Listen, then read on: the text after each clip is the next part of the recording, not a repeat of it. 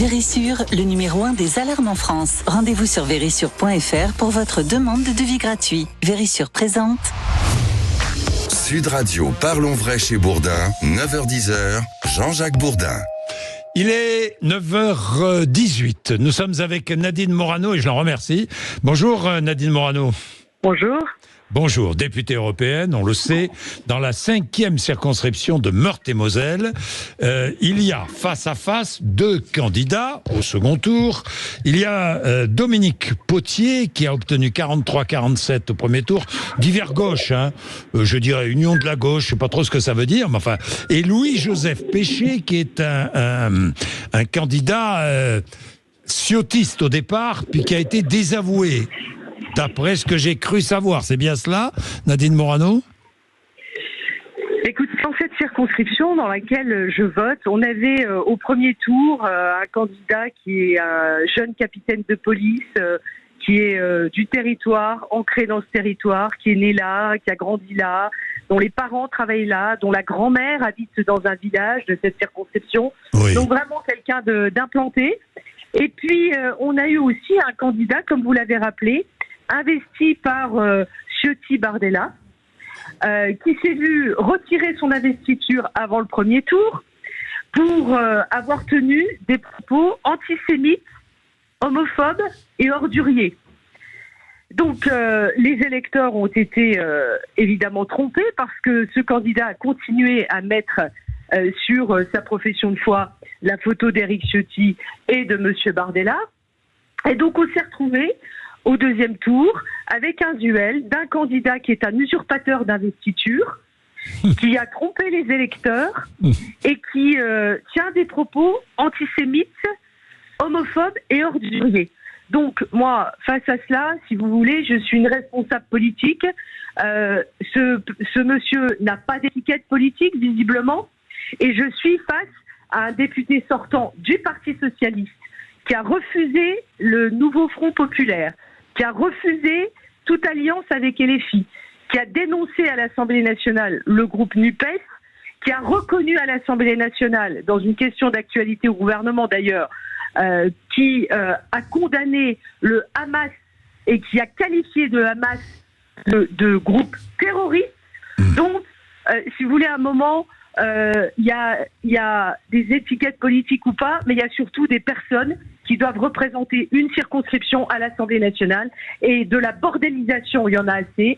Si c'est pour avoir une personne de plus qui est dangereux au regard de ses valeurs, moi je ne peux pas me taire, je ne peux pas voter blanc.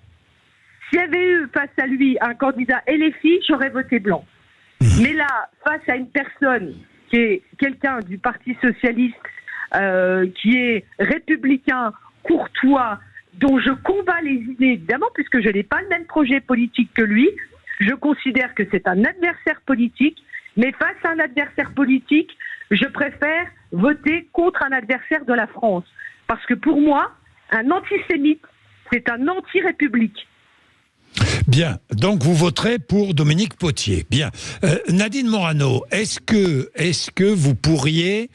Parce que j'ai entendu Jordan Bardella dire et répéter que des élus LR pourraient le rejoindre après le second tour. Est-ce que vous pourriez rejoindre le Rassemblement national pour gouverner après le second tour ? Mais vous savez, ce qui est fou dans cette élection, ce qui est fou aussi par rapport à l'attitude du président de la République, qui a dissous l'Assemblée nationale par une blessure narcissique, sur un coup de tête, sans réflexion de ce qu'il allait faire un mois avant les Jeux Olympiques.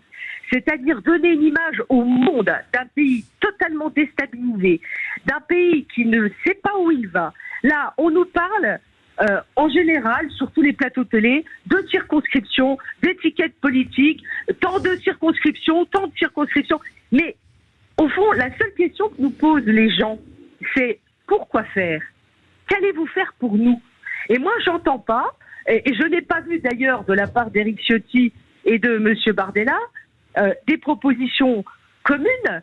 M. Ciotti nous a parachuté dans notre circonscription un candidat qui venait du Maine-et-Loire, dont il s'est retrouvé dans l'obligation d'enlever l'investiture pour propos antisémites. Alors, moi, je vais vous dire, je ferai tout pour aider mon pays. Ce que je ne veux pas, c'est d'un gouvernement dirigé par un premier ministre de gauche ou d'extrême gauche, dont on voit qu'avec Emmanuel Macron et François Hollande, depuis 12 ans, Hollande, Macron, on a pris le toboggan du déclin, du déclassement, de la dette exponentielle, d'un déficit record, d'une insécurité record. Il y a 120 attaques au couteau par jour dans notre pays, 44 000 par an. Il y a une immigration débridée. Il y a des filles qui portent le voile intégral dans notre pays en toute impunité.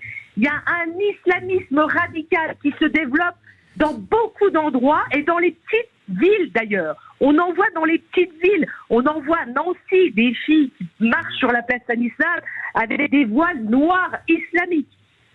Tout ça, c'est plus possible. Alors je vais vous dire, Jean-Jacques Bourdin, la priorité de ce qu'il faut faire, c'est de prendre ces 3 années qui vont venir. Parce que je vais vous dire, là, le quinquennat d'Emmanuel Macron, il est foutu, hein. C'est fichu. Voilà un président qui ne servira à rien pendant les 3 années qui vont venir. On ne sait même pas comment va ressortir l'Assemblée nationale.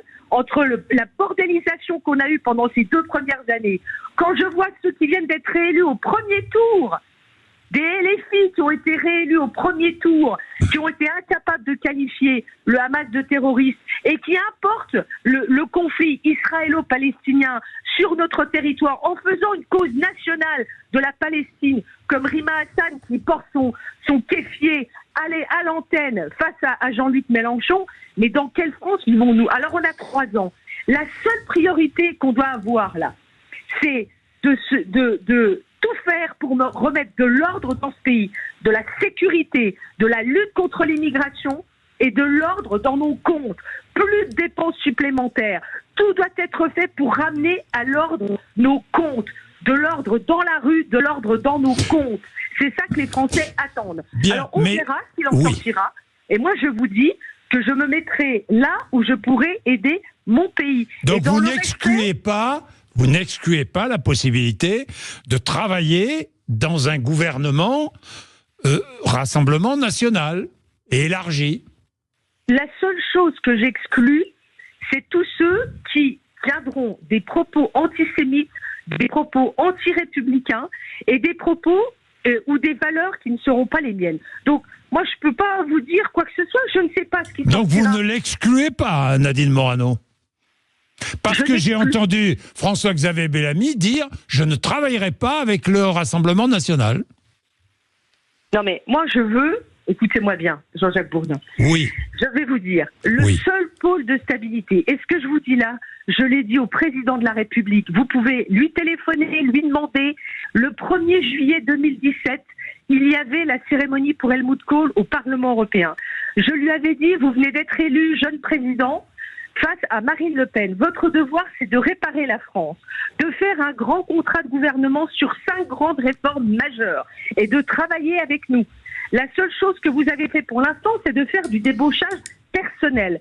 Donc, et de faire venir Monsieur le maire, qui a fait le contraire de ce qu'il a prôné pendant 18 mois, parce qu'il voulait la baisse de la CSG. Il a fait la hausse de la CSG.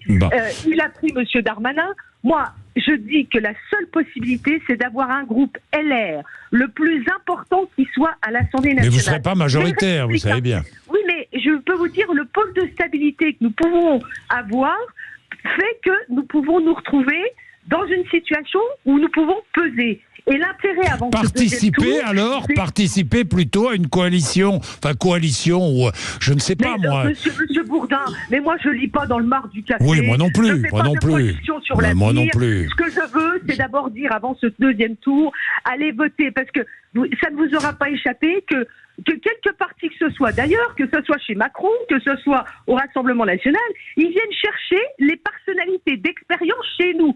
C'est quand même dingue qu'il faille se dépecer nous-mêmes des personnalités qui avons de l'expérience sur le terrain, qui avons été députés... Vous avez hésité à rejoindre Éric Ciotti? Non, parce que, je vous dis, moi, il y a une question, même si je me sens très adroit, comme vous le savez, et que j'ai toujours défendu, moi je viens du RPR, j'ai toujours défendu une politique forte sur le régalien, je suis une gaulliste sociale, et en même temps, il y a une chose que j'ai du mal à comprendre, c'est comment Éric Ciotti a pu prendre en otage notre parti politique tout seul. Quand vous êtes un démocrate aussi au sein de votre parti politique. Il avait 3 hypothèses à poser sur la table. Une hypothèse où on partait seul et on gardait notre autonomie. Une hypothèse où il faisait un accord avec le Rassemblement national, pas avec une page blanche, mais en disant voilà ce qu'on peut faire. Ou une autre hypothèse qui était celle de faire un accord avec Renaissance en disant voilà ce qu'on met sur l'accord et on débat et on fait voter nos militants. Je veux dire, c'est d'abord Nadine Morano, j'ai une dernière. Sont les militants. J'ai une dernière question, Nadine Morano. Est-ce que au Rassemblement national, ce qui vous inquiète, ce sont les liens avec la Russie ? Je vous pose franchement la question parce que c'est l'une, me semble-t-il, on parle très peu d'étrangers, de politique étrangère dans cette campagne, ce que je regrette profondément, franchement.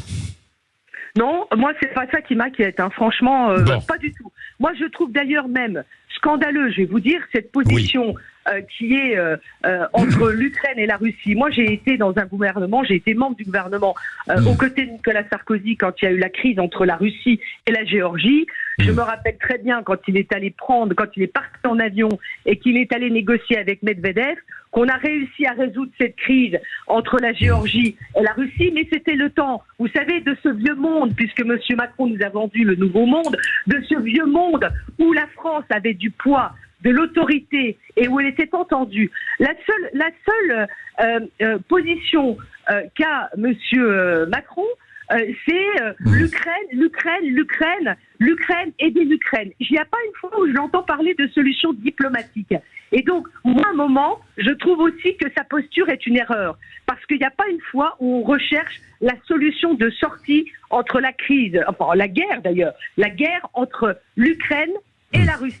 Et la voie de la France devrait être une voie qui va vers une solution diplomatique. Il ne peut pas comme ça continuer à nous laisser nous enliser dans cette situation. Bien, merci beaucoup Nadine Morano, merci. Merci beaucoup. Il est 9h30, vous êtes sur Sud Radio, chacun s'exprime. Vous l'avez compris, nous avons 2 auditeurs et ensuite 2 invités qui seront là pour parler de ce qui va se passer dimanche. À tout de suite sur l'antenne de Sud Radio. À tout de suite.